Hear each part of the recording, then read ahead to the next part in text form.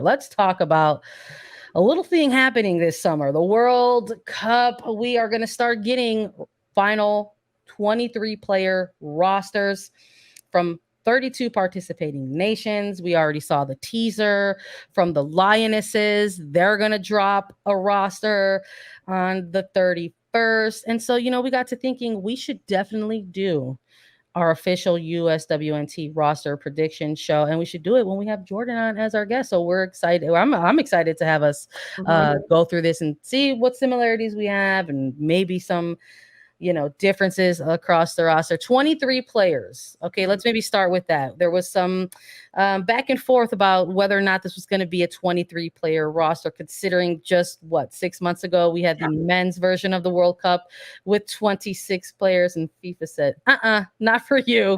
It's going to stay at 23 players, despite some collective energy from national team head coaches. So we're locked in at 23, and we've got to spout off some goalkeepers, spout off some defenders, some midfielders, some forwards. And we'll see what you guys are thinking, what you're feeling is the best group and collection of players for the United States women's national team to go on into Australia and New Zealand. Lisa, I'm actually going to go with you for this one. We do this typically by position. Last time we had a similar episode to this, we actually did a stock watch. We were taking a look at who was trending up and who was trending down on the basis of club play, because everything that came out of that final international window in April sort of had that push. Like, now we've completed our time together in the build up to the World Cup. Either continue your form and keep up the good work, or work on A, B, and C, right? There were two groups of players that we heard were given some different instructions. So when it comes to the goalkeepers, let's start with positions here. We know there's three. There's typically three that are taken to a World Cup. I think maybe this is also possibly the easiest position for the three of us to take a look at. Who are you taking to the World Cup, Lisa? Yeah, I think goalkeepers for the United States, I mean, we've seen the same three players being called in for the last year. That's Alyssa Nair with Chicago Red Stars, AD Franch with Kansas City Current, and Casey Murphy with North Carolina Courage. I think we're still going to see those three being called up to the World Cup, despite maybe some recent form. I mean, Sandra, you and I have talked a lot about AD Franch and her yo-yo of a season that she's having with Kansas City at this point, splitting a lot of time with her goalkeeper counterpart, Cassie Miller, with the Current, based on performance, says Caroline Quablum, and based on getting results. And we've seen a lot more time from Cassie Miller. However, AD Franch has the experience with this team at the international level. She's been called in a lot.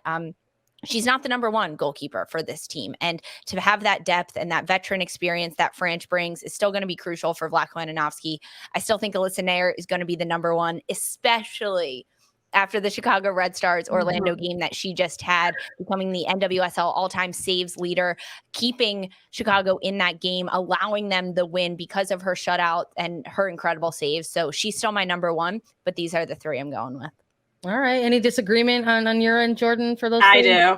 Let's go. I have a disagreement. Drop it.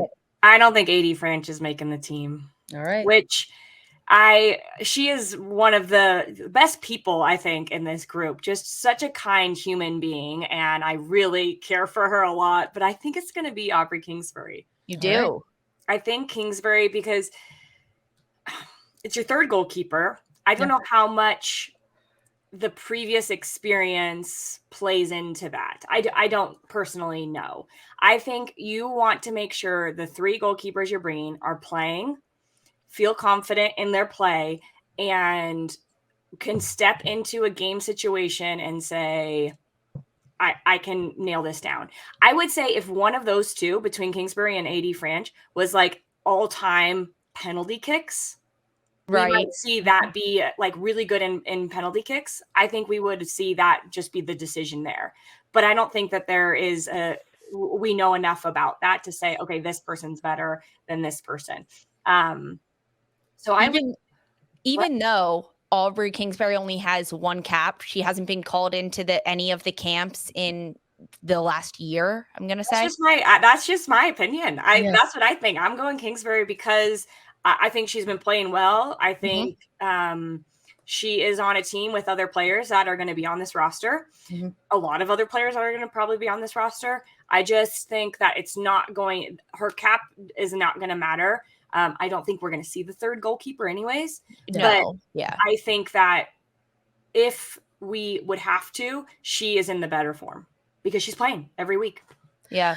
Yeah, no, I hear you. I think that's an interesting and valid point to bring up. There's going to be some depth within each position that you look at a certain player scenario where you're just like, are we really going to get to this point?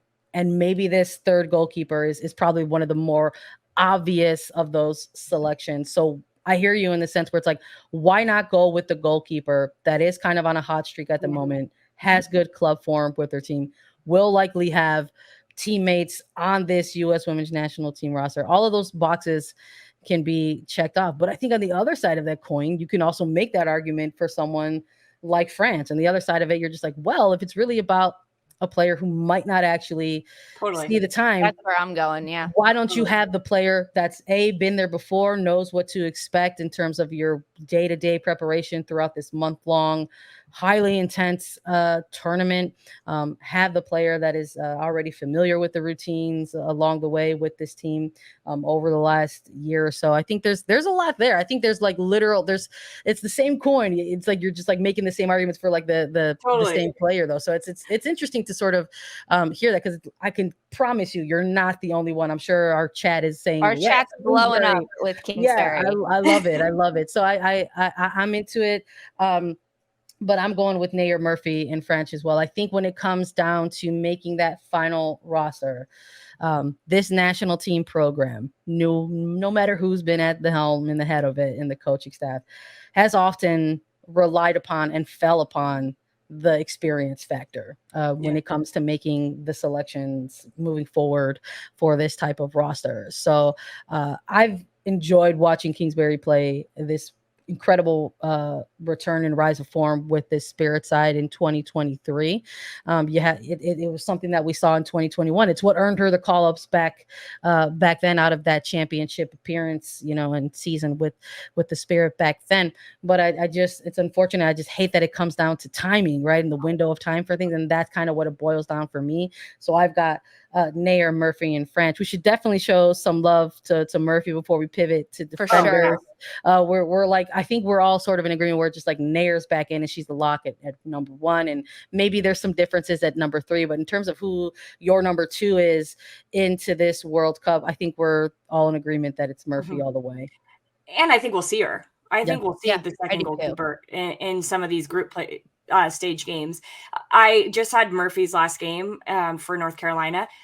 Her ability with her feet adds a different level to this North Carolina team. Sean Nahas realizes that. I think Vladko realizes that. She is so good with her feet. I still do think she's the second goalkeeper, but when she's in, I think she's going to give a lot of smiles to people the way she can distribute out of the back. Yeah, she'll be another safety net a little bit for the center backs and being able to join in the possession and bring out. I agree, Murphy's the second one, and we will see her, and it won't be a drop off in goal. All right, so here's a question to pivot maybe out of this and go to defenders. Game one in this group stage is going to be against Vietnam, and then they've got Netherlands and Portugal on the horizon. Who are you starting in game one? That's the question. Give me the name. Give me the name. It's so confusing, right? Like, I'm starting there. I'm going to go with it. It's the World Cup, despite the competition being maybe not as intense as it'll see. Vlatko Andonovski is going to start his A team. In the first game of the World Cup, he's going to come out guns blazing. Maybe they'll only play 45, right? Maybe we'll see a big rotation. But I think it's going to be a statement, and we're going to see Nair start and the full A team. All right. How about you, Jordan? Statements before, right? From this team at the World Cup. That's where it's confusing, because that would be the game that you would start your second goalkeeper. Right. But it's the first game of the World Cup. So I think if the U.S. start Alyssa there, start their first goalkeeper in the second game, if you win 2 games in your group, you're through. Yep. So then the third game against Portugal, I think it would be a great for Murphy to get a start in there. But you have to take care of business, because if you don't, then I think it switches everything, and you keep Nair trying to go get that result in the last game. So yeah, I love it. Didn't I help love it. with Guys, our- we're gonna have so much fun this summer. I'm just here to have fun right now with these picks. I'm tossing you guys the questions. Let's pivot to defenders. We love to chat all about the back line and defensive shape of this team. When it comes to your locks, I went with Lisa for the goalkeepers. Jordan, I'm going to go with you to kick off defenders. Who are your locks? Who are you taking to this World Cup on the defensive core? Okay, I went like center backs, outside backs. Okay. All good. So center backs, Alana Cook, Naomi Girma, Becky Sauerbrunn. Even though Becky Sauerbrunn has not played in the last 5 games for the Portland Thorns. Yeah. I do not know the update with that. I don't think a lot of people know the update with that. We are less than 2 months out. If anybody can do it, it's probably Becky. But that is interesting because I think that adds there's some question marks just with the health of this squad. Yeah. So then I put Emily Sonnet in that group because I thought, okay, Sonnet can play 3 different positions. She can play center back. She can play outside back. She can play as a 6. So I think I put her there just to be like, all right, that's my group. And then outside backs, I have Emily Fox, Crystal Dunn. I know I'm going to get pushed back on that. Sophia Huerta and Kelly O'Hara, who has questions as well. It's Jordan. We're doing what we think will happen, not what we want to happen. So you're allowed to say whatever you want. That's how we qualified here. That's my group of defenders there. All right. How about you, Lisa? Do you have a lot of similar names on your list? I've got incredibly similar. Dunn, outside back. Fox, outside back. Huerta and Sonnet as well. And then Sauerbrunn, Cook, Girma as my center backs and my bubble player in this group. I know we're going to talk about that a little later, but Davidson. But that's my solid. I got 7 core defenders that I'm bringing that have been outstanding. I know you just mentioned Sauerbrunn not playing, but even if Sauerbrunn is 50%, you're still bringing her. So she's on my roster. Yeah, no, I feel that 100%. I think, I really do think that's part of what we're seeing right now in club play. I think we're not being given specific updates for a reason. It's just these players are going to be ready when they're ready. And sometimes that means just before the World Cup so that they can get a couple games in going to the World Cup. I think there are certain players across this roster that you can absolutely circle and say, these are absolutely players that need to be on the plane to Australia and New Zealand. And it's 100% Becky Sauerbrunn who fits that equation when we're looking at certain players that could go to this roster, despite missing a handful of games already with what apparently is a lingering foot injury. But at this point, it's not just your most experienced center back and defender, it's your team captain. This is someone who needs to be on the plane going to the World Cup. I'm with you guys on the selections for Cook and for Girma.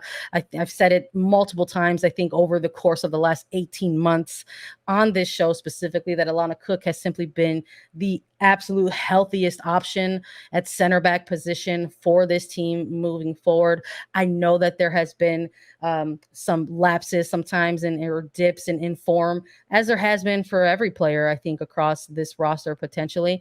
But I don't know if that's enough to just say keep her out and not take her. I think at this point, Cook is a lock for this World Cup roster. And I would say that Naomi Girma, despite her return into this national team camp after making some appearances in ID camps as a very young player, has really just sort of played her way. I mean, her form has been ridiculous stemming back to her rookie season.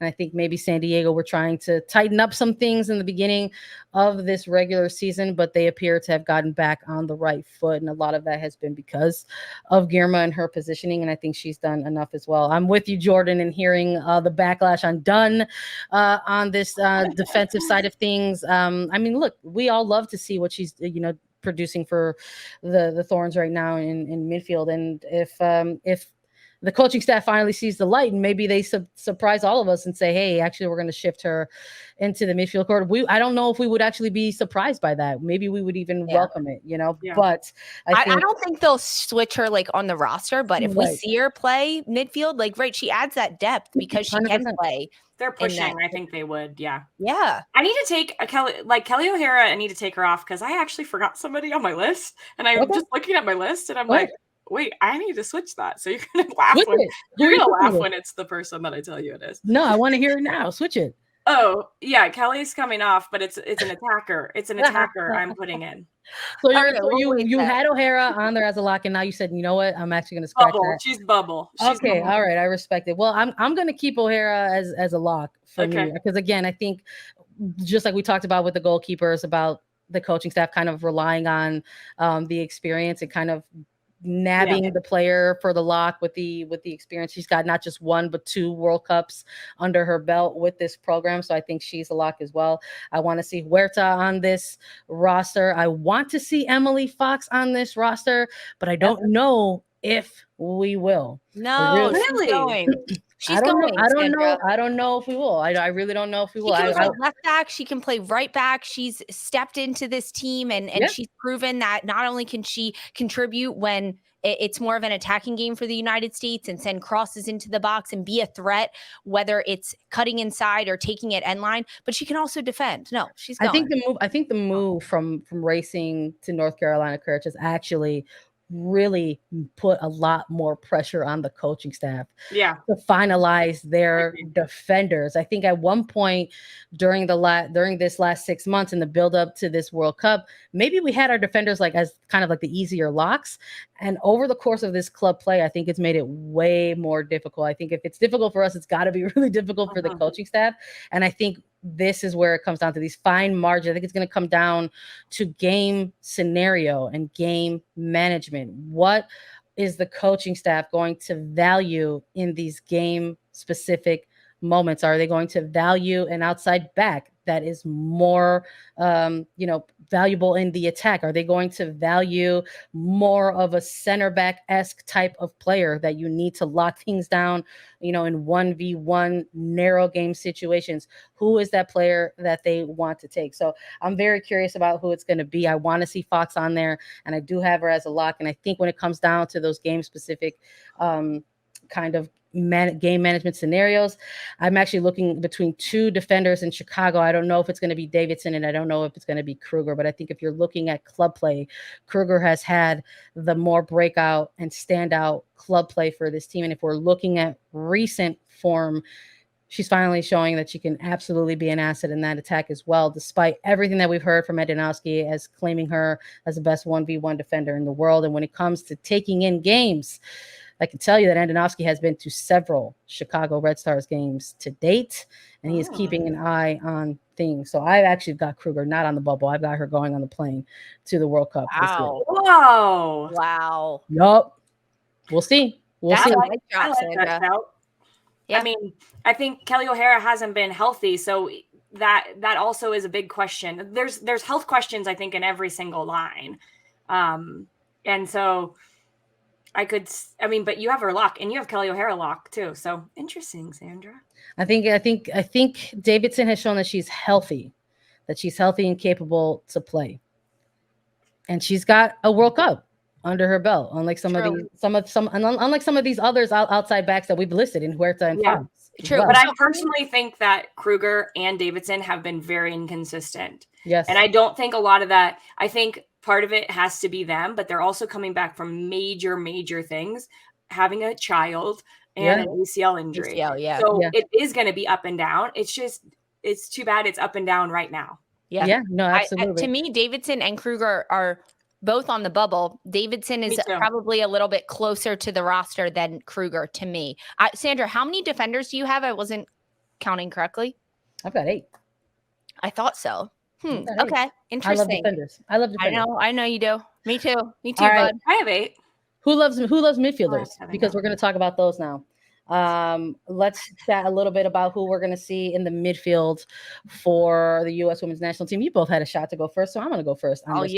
My lock for the midfielders, of course, I've got Lindsay Herrera. I've got Christy Mewis on there after this incredible run of form with Gotham FC. Andy Sullivan is going to the World Cup for me. And so is Rose Lavelle, and so is Julie Ertz, despite, again, we're talking about players who are working their way back to form that we have not seen for a number of time. I think similar to Becky Sauerbrunn, these are 2 players that you talk to and say, make sure you just feel right so that you get on that plane.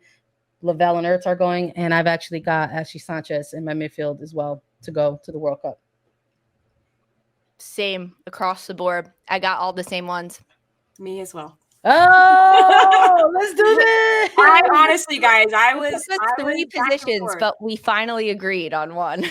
Oh I my honestly was goodness. back You know and what? forth. I think there's room for bubble conversation in this particular position, and we'll definitely talk about that. So since we're all on the lock for 6, give me just to so that we don't just jump into forwards right away. I want you guys to give me your reasons as to why Ertz and Lavelle are your locks despite not seeing the recent club play. Because they're Julie Ertz and Rose I Lavelle. love it. Drop that mic. Drop that mic. Pretty much, yep. I think Rose Lavelle is, I mean, she's going no matter what, right? If there's certain players that you can look across the United States women's national team roster, and if they are only 60% healthy, you're still taking them. I think Becky Sauerbrunn is one of those players. Rose Lavelle is one of those players. Julie Ertz is one of those players. You look at Ertz playing in the Tokyo Olympics a few years ago, she was not 100% to play, and she still played the majority of the games and helped them win a bronze medal. That's exactly it. And I think that these conversations that Vlatko Andonovski is having, not only with the players, but with their club coaches, is on the conservative side for some of those players, Rose Lavelle, Julie Ertz. If they're feeling a bit of a knock, maybe they don't need to push it. And that's why we haven't seen them a lot of times in games. Get them recovered for the World Cup, because they're going to have a really hard, tough time playing come June and July, or coming July and August. Rose Lavelle has been out, almost 2 months now? She hasn't played since the first April friendly against Ireland in April. So nearly 2 months. Mm-hmm. That's 3 months at the end of June. It's 4 months at the end of July. You do not need Rose Lavelle in this midfield until knockout rounds. You do not need her. Yeah. So can you work her up into fitness, into whatever is going on, to make sure she's ready for those? Because she performs when it's on the line like nobody else, I think, on this team. And then Julie Ertz, it's amazing just with the number of games she's been back, how each game there are little moments where you're like, whoa, she just did that better. Yep. She just did that better. She just got out of pressure, connected. She juked somebody, switched the point of attack. There's moments where you're like, she knows what to do, but now her body is catching up with her brain, which takes some time. And she's going to be fine. And you need depth at the 6 position, right? Up until this point that she has. So exactly. That, like dog. Love it. Love it. Like it. I love it. All right. So I really love that we had we've got 6 in the middle, and they're all the same players. I 100% love that. We did not plan that for everyone who's following along in the chat.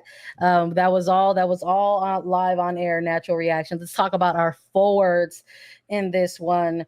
Jordan, I'm going to go to you because you're our guest and it's your birthday tomorrow. Who are you taking for your forwards to the World Cup? I kind of have a lot of forwards. Let's go. And remember, I took Herrera off. That's right. Remember, you get an extra slot. We'll give it to you. I'm going to go straight away. Ashley Hatch is the first one I had in this. Alex Morgan, Trinity Rodman, Sophia Smith, Alyssa Thompson, Lynn Williams, and the person that I didn't have on my roster, Megan Rapinoe. Sorry, Megan. I don't know how to put your name on there, but you'll be in there. But I also think she's one of those, like, she's been so inconsistent with injuries that it's a hard one to be like, you're definitely playing. But if I think Lisa has said this many times, if she's available, she's going. So that's a big group. But that's my forward groups, and I just see goals. That's all I see. Totally. All right, Sandra, how is yours looking compared to Jordan? I mean, it's pretty similar. There's a player that I've gone back and forth on a lot. So I guess we'll just talk about it in the bubble. But I think it's funny that Jordan said I put Hatch first. I put Rapinoe first for that reason, because I was like, I better not forget Megan Rapinoe because she's going to the World Cup. So I got Megan Rapinoe listed. Me. Yeah, I put Megan Rapinoe first on this list because I was like, oh my God, I almost forget. And which is funny because we're literally just talking about recent form, and she's coming off of a game where she just became the 5th player in league history to record 3 assists like it's nothing.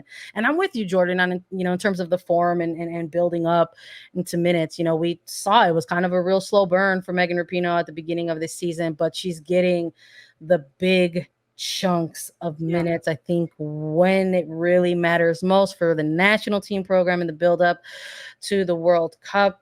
I think her inclusions on these national team camp rosters in the past have looked a little bit different in terms of her role and what it's going to be for this team. And I expect that to be the same energy going into this World Cup. I don't know if maybe they start Megan Rapinoe in that game, in that opening game against Vietnam, to just sort of see where she's at on the international level, because she was a player that didn't see a lot of international minutes as the team was sort of wrapping up things in 2023 during those international windows.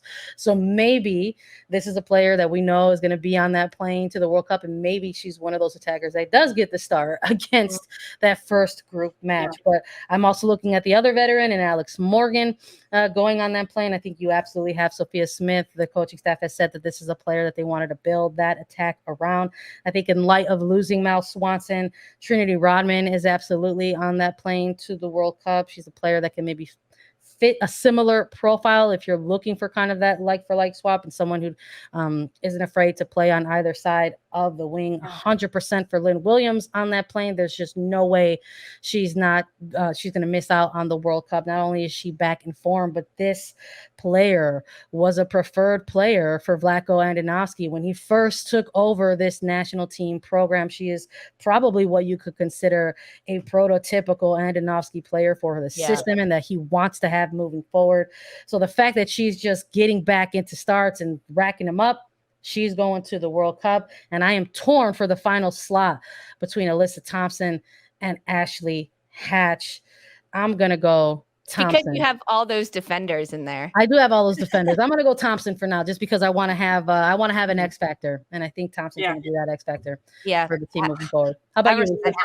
I respect that a lot. I think that over the last several months, since the January camp, since at the end of last year, the November windows, I've had a number of players that have been on my lock since then.